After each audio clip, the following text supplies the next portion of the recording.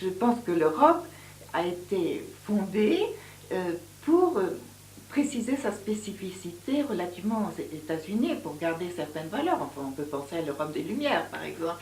Mais en fait, ce qui est malheureux, c'est qu'elle semble actuellement s'aligner davantage sur les États-Unis que s'en distinguer.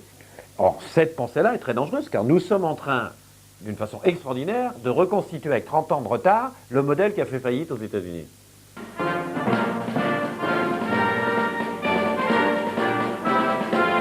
Dans un film de Jacques Tati, on voyait ce facteur rigolo avec sa sacoche qui tournait autour de lui. Il disait « à l'américaine, allez, je fais ma tournée à l'américaine ». Parce que les Américains, c'était les gens qui avaient débarqué, sauvé la démocratie. Et c'est vrai qu'il y avait toutes sortes de choses qui étaient incroyables venant des États-Unis, le chewing-gum, le whisky, le jazz, etc. Bon, aujourd'hui, il n'y a plus cette excuse de la nouveauté. Mais pourtant, nos dirigeants, nos banquiers, nos inspecteurs des finances, ils disent « allez, à l'américaine, on va tout faire à l'américaine », comme des gosses, en fait. Bon, sans aucun espèce de recul, sans aucun espèce d'esprit critique. Le problème, c'est qu'il y a un courant depuis quelque temps, en France, qui rejette ouvertement le modèle républicain, qui le rejette, et qui fait sien le modèle américain du communautarisme. Et que la pensée dominante aujourd'hui, c'est une pensée de réhabilitation du communautarisme. En soi-même, je pense que simplement, c'est des règles de gens qui ne vivent pas avec le reste de la société. Qui ne voient pas l'insécurité, qui ne voient pas toutes les conséquences des décisions qu'ils prennent. Alors, est-ce que c'est un mouvement qui défend leurs intérêts de classe ou pas? J'en sais rien, c'est peut-être par bêtise technocratique. C'est difficile à faire la différence entre le cynisme et puis la bêtise, hein.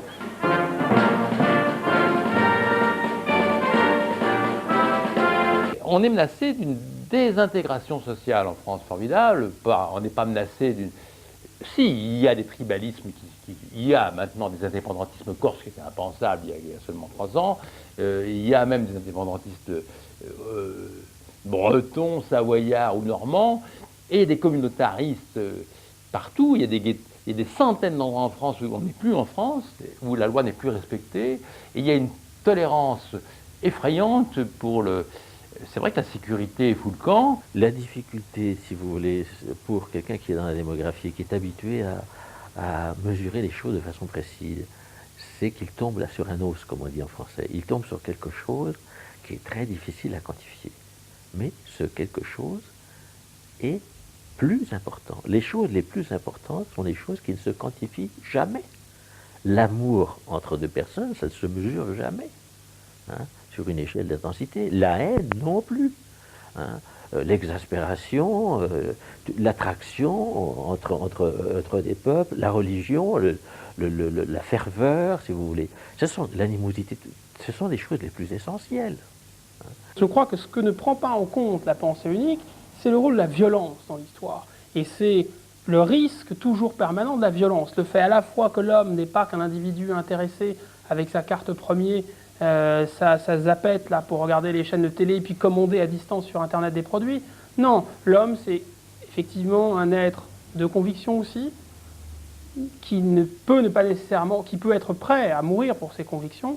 C'est même la définition, probablement que la définition la plus essentielle de l'homme. Hegel a dit, l'homme c'est l'animal qui se suicide, c'est l'animal qui se suicide parce qu'il est capable de mettre sa vie en jeu pour ce qu'il croit plus important que sa propre vie. Son idée du bien, du juste, du beau, du vrai, peu importe. C'est une requête fondamentale de l'homme. Il y a une manière française de vivre, il y a une manière américaine de vivre, il y a une manière anglaise, il y a une manière... Et si on doit ne plus être chez soi, on va à la guerre civile. Le multiculturalisme, sauf en Amérique, où il n'existe pas vraiment, parce que ceux qui parlent du multiculturalisme n'ont pas étudié vraiment la société américaine. Il était corrigé par un fort patriotisme. Quand il n'y a pas ce fort patriotisme fédérateur, ça donne le Liban, ça donne la Yougoslavie. C'est-à-dire, ça donne les luttes ethniques, les luttes tribales, les luttes communautaristes ou religieuses, à n'en plus finir, avec des scissions qui ne s'arrêtent jamais, parce que, bon, un Kosovo indépendant, mais alors à l'intérieur du Kosovo, il y a des minorités, à l'intérieur des minorités, il y a encore des minorités, à la limite, il n'y a plus rien. On descend jusqu'au village ou au quartier. Non. C'est un processus de dissociation fou. Même pour nous, Européens de l'Ouest, il faut regarder en face la querelle entre les Flamands et les Wallons. Ce n'est pas une utopie, je suis désolé. Il y a failli avoir coupure. ces dernières années entre les deux morceaux de la Belgique, Bruxelles restant à part. Regardons ce qui s'est passé en Tchécoslovaquie. La Tchécoslovaquie qui paraissait un terrain d'entente facile, les gens parlant des langues relativement proches, ayant un vécu historique très proche, la Tchécoslovaquie s'est coupée en deux, pour des raisons difficiles à comprendre pour quelqu'un d'extérieur. Regardons la querelle irlandaise. La querelle irlandaise, pour moi, française, me paraît complètement invraisemblable. Regardons ce qui s'est passé dans l'ex-Yougoslavie. Bon, il y a toute une série d'éléments qui montrent qu'il y a une résurgence de la notion de racine. Et donc, il faut faire très attention aux différences culturelles, même quand elles paraissent très minimes. L'histoire peut revenir en force. Je n'ai jamais oublié une lecture que j'avais faite dans les années 80. C'était une encyclopédie, je m'étais hasardé à acheter une petite encyclopédie des minorités. Et les chapitres étaient des chapitres portant sur tous les pays un à un. Il y avait un chapitre sur la Yougoslavie. L'encyclopédie était écrite en 1986, je crois, et on disait que, bon, la Yougoslavie était le modèle de tolérance, où toutes les minorités pouvaient s'entendre de façon parfaite, où le conflit était quasiment inenvisageable. C'était écrit par un spécialiste des minorités, très éminent, aux éditions Larousse. Ça vous prouve qu'il faut être extrêmement prudent avec ces choses. Il existe des différences entre les peuples.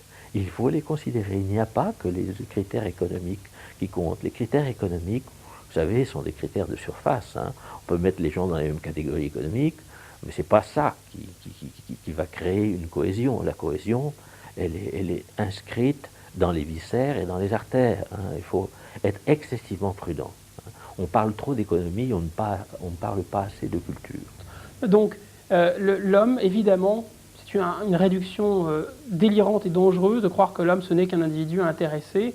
Non, l'homme, c'est beaucoup plus compliqué que ça, et c'est notamment un être de conviction, un être religieux, et un être dont une partie de son cerveau est malheureusement reptilien et violent. Et il faut faire avec ce problème. Et les pages blanches de l'histoire sont des pages non violentes.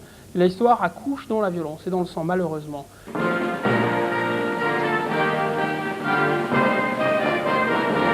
Pendant très longtemps, la France s'est contentée de faire venir des travailleurs ou des soldats originaires de pays proches, généralement catholiques. Depuis les années 1960, ces pays se sont développés, beaucoup d'entre eux sont devenus membres de l'Union européenne, et s'étant développés, retiennent leur main-d'œuvre et même permettent à un retour de leurs travailleurs étrangers et une immigration en provenance du reste du monde. Hein. Donc il n'est plus question on ne voit plus de migrants provenant d'Italie, d'Espagne, Portugal et Grèce. Les migrants, pour la plupart, viennent maintenant d'Afrique, du Proche-Orient, d'Asie, mais surtout sont africains. Et les problèmes à surmonter pour l'intégration sont beaucoup plus complexes. Cacher ce sein que je ne saurais voir. Alors aujourd'hui, l'obscénité existe toujours. Seulement l'obscénité, c'est plus le sexe. C'est vraiment maintenant, surtout en France, aucun problème. Mais c'est la réalité qui est obscène. Hein la réalité des choses, on ne veut pas la voir. Il faut quelquefois regarder en face certaines réalités qui ne sont pas toujours plaisantes. La notion d'ethnie devient de plus en plus présente dans le champ politique. Dès qu'il y a un incident, un barrage de police tue le chauffeur d'une voiture. Ce qui est parfaitement légal, parce que si une voiture a franchi un barrage, le tribunal suprême en France, qui est la Cour de cassation, la Cour suprême, a dit c'est tout à fait légal, on franchit un barrage de police, on prend ses risques. Le chauffeur aurait été noir, vert, rouge ou blanc, il aurait été tout de la même manière. Et parce qu'il se trouve que c'était un garçon d'origine arabe, ça a fait un scandale, des émeutes, toutes ces bonnes âmes ont dit c'est scandaleux, etc. Et on se découvre maintenant, après une longue enquête, que les flics n'avaient fait aucune faute.